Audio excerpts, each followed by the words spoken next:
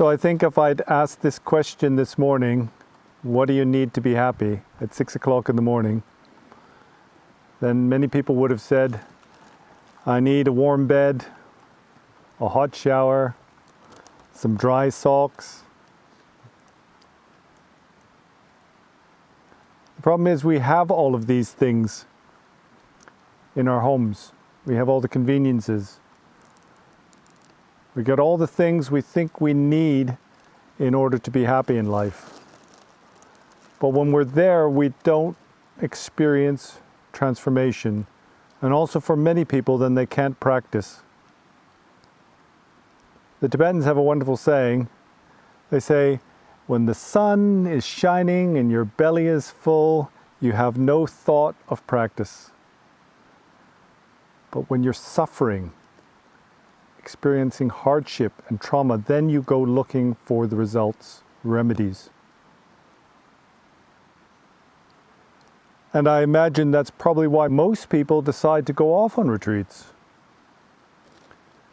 We go to retreat because we want to be different when we come out. We want to experience some kind of transformation or change. And then usually we go to somewhere nice, isolated, quiet, because in the city it's really difficult to practice.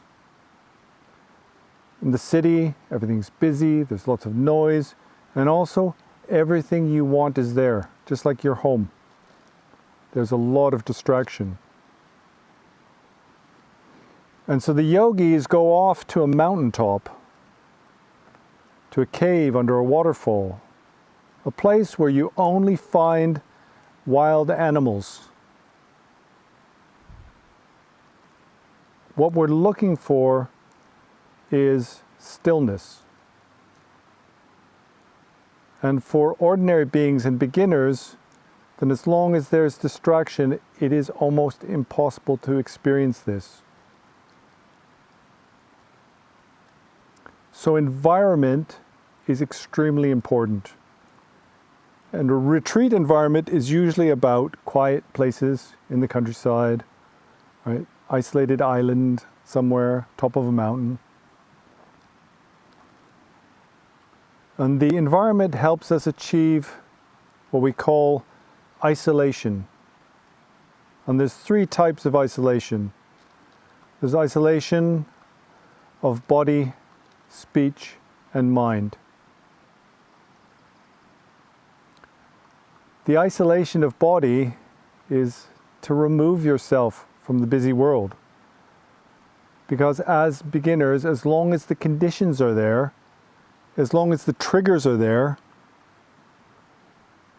then we continue to experience suffering. And the root of our suffering, the cause of that, is in the mind itself.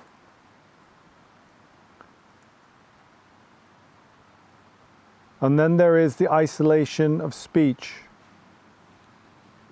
And that is keeping silence. And it's because conversation, words, our shared narratives are the source of a lot of unnecessary thoughts. When I say unnecessary thoughts, I mean those that cause us to suffer, the thoughts that harm us. And you'll know this because if just before meditating you've been sitting chatting with somebody, then all of that dialogue, all of that narrative comes up in your mind. And if we're at work, with our partner, in our home, then these narratives, these false narratives that cause us to suffer, then they come up in our mind and we make them something real.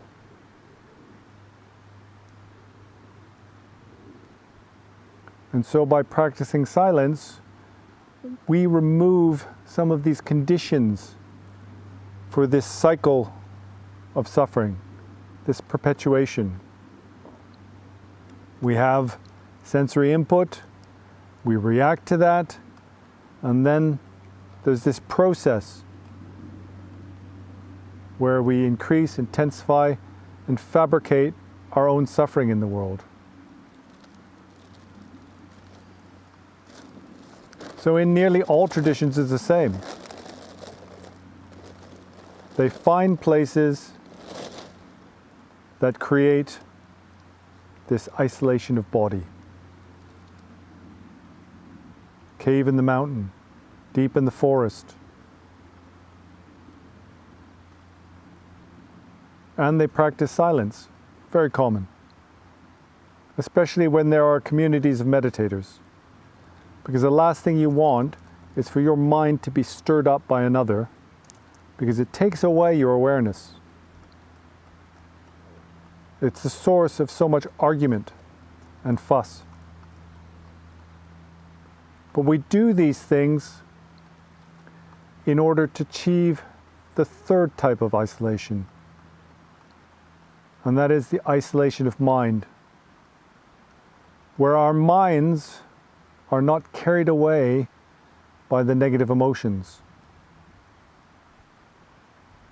where our minds are not tied in knots by our false identification and our narratives.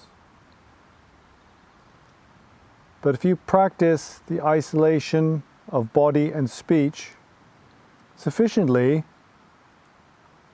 then what you'll come to realize is that nature of this very awareness, the nature of this very mind itself is silence.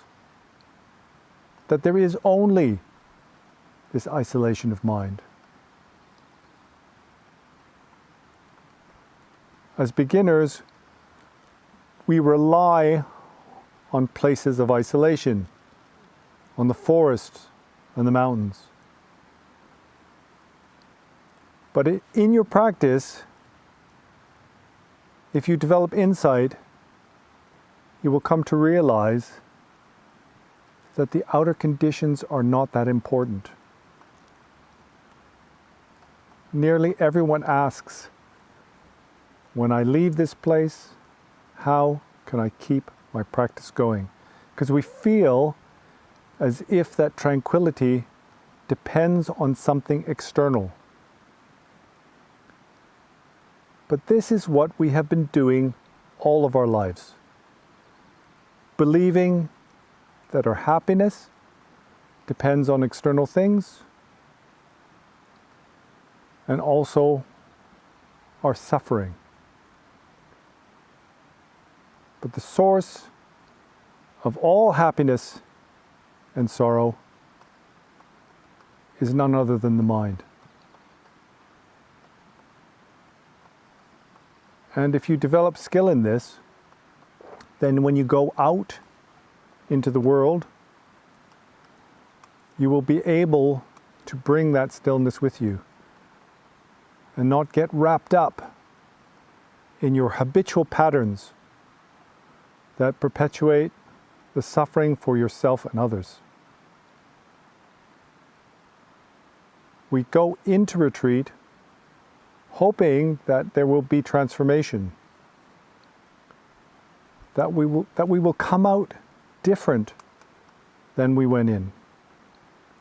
This is why the yogis of the past cherished this practice so much. People ask, why on earth would you go for 4 years and cut yourself off from the world and everything you like? Your loved ones, your comfort, not even sleep in a bed. But it's for this purpose.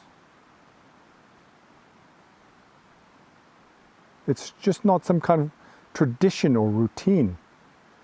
If you go to retreat looking for transformation, then you will apply yourself. And then hopefully, when you come out, then you will perceive the world in a different light. You'll have a better way of relating to your own happiness and sorrow. And it's my hope that from our sharing for this last week, that there may be some sort of positive transformation, or that you've at least gained some space in your head to be able to make informed decisions about your future, and how you want to change things for the better for yourself and your loved ones. And at very least, then I hope I've shared with you some techniques that you can use. For example, watching the breath in the hard times, when you're gripped by doubt and confusion. And maybe this is too much to hope for, but I also hope that maybe you've gained some personal insight. The problem with insight is we think it's something that can be conferred upon you by another. We see wisdom to be something held in a tradition or a book that can be transmitted. You can be told how things are. But insight is nothing other than coming to understand the nature of your own mind. On a very coarse level, to understand your negative tendencies, your anger, your insatiable desire. But on a subtle level, to understand this,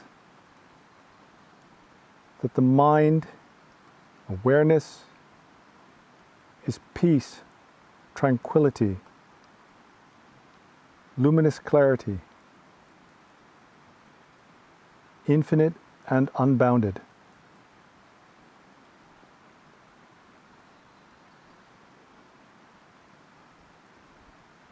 In the Tibetan tradition, then they say that the reason why people end up in retreat together is because in past lifetimes they had previously practiced.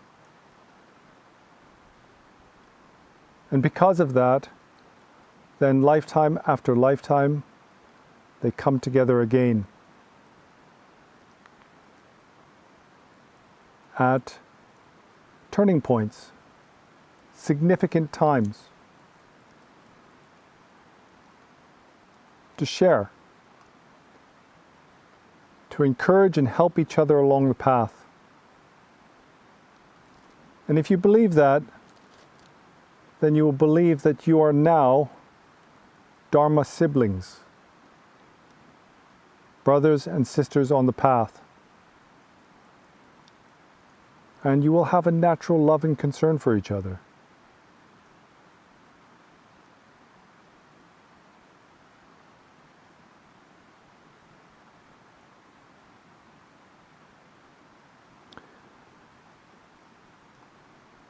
So I've been talking all week and I don't really have much more to say.